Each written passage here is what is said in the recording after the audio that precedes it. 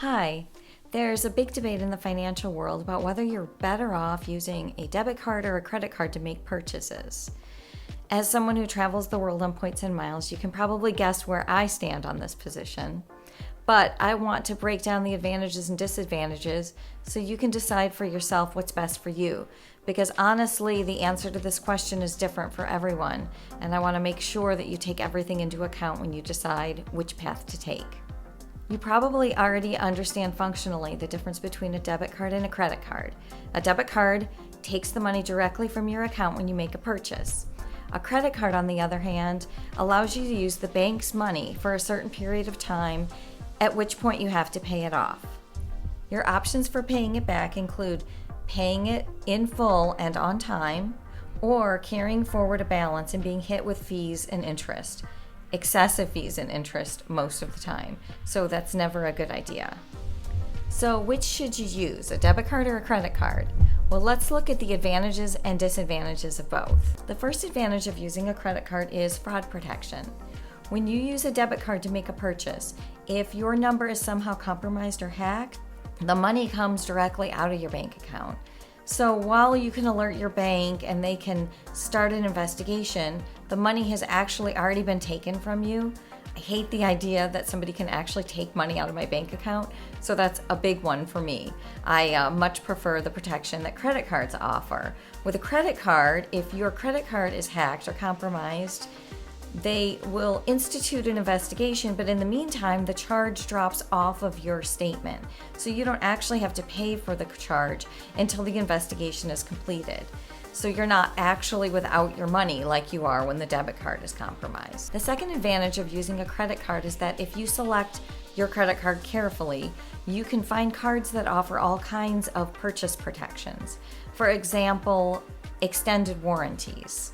Extended warranties offer you protection for a set amount of time, usually a year, after the product warranty expires. The second type of protection you get from a credit card is price protection, which provides protection in the event that the price of the product drops. The third type of protection you get is purchase protection. Purchase protection acts like insurance. It actually provides protection to you in the event that the item that you purchased is stolen or damaged. Finally, there's return protection. If you have an item that you don't want or something's wrong with it and the store won't take a return, credit cards will step in and protect you. In addition to providing all of these extra protections, credit cards also provide you with an opportunity to build and maintain good credit. Good credit is really important, especially if you're young. Having a good credit score makes everything in life easier.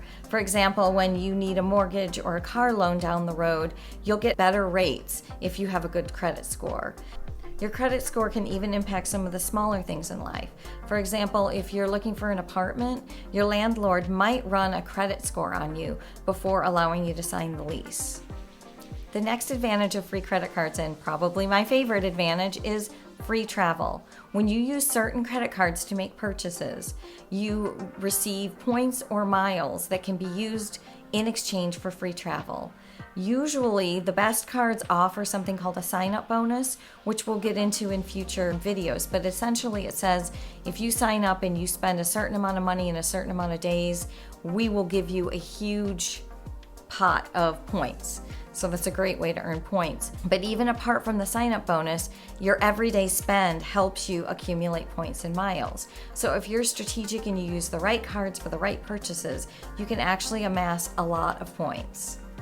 It's important to recognize, though, that different credit cards offer different kinds of points and miles, and some are much, much more valuable than others. So don't run out and just start applying for any credit cards. I'm gonna hopefully have a whole series of videos instructing you on different credit cards, who might benefit the most from it, what age you are impacts that, the type of purchases you make impacts that. So stay tuned, and hopefully I'll guide you to the credit card that will be most advantageous for you. So as you can see, credit cards can be really advantageous. But there's also one big disadvantage, the same disadvantage I touched on earlier, and that is that credit cards can cause people to get into debt, and that is not something you want to deal with. To avoid getting into debt with credit cards, you have to follow some simple rules. Number one, never carry forward a balance. Pay off your bill every month on time. It's not an option, it's a necessity. Number 2, treat your credit card like a debit card. Only charge things that you already have the money for. Sometimes people get into the habit of charging something because they know they're going to be paid in a week or two and then they can pay off the bill. That's a really slippery slope and it can be really dangerous and a really easy way to get into debt. And number 3, don't purchase things you wouldn't normally purchase just in the pursuit of points or miles. Travel hacking or getting travel for free through the use of points and miles can feel like a game, and I actually don't think that's necessarily a bad thing, but it can sometimes be tempting to make purchases in an effort to hit a certain level of points. Staying within your budget and maintaining the same spending habits you had before will allow you to earn miles and points in a financially responsible way. So, in answering the question, which is better, credit cards or debit cards? As you can see, it's a more complicated question, and the answer for different people is different. If you have a difficult time with credit cards and you struggle with overspending or you've had debt in the past and you don't think you can follow the guidelines that I laid out, then you're probably best to stay away from credit cards and just stick to your debit card, for now at least. The advantages of the credit cards won't outweigh the disadvantage of having debt and having to pay interest and fees. It just won't.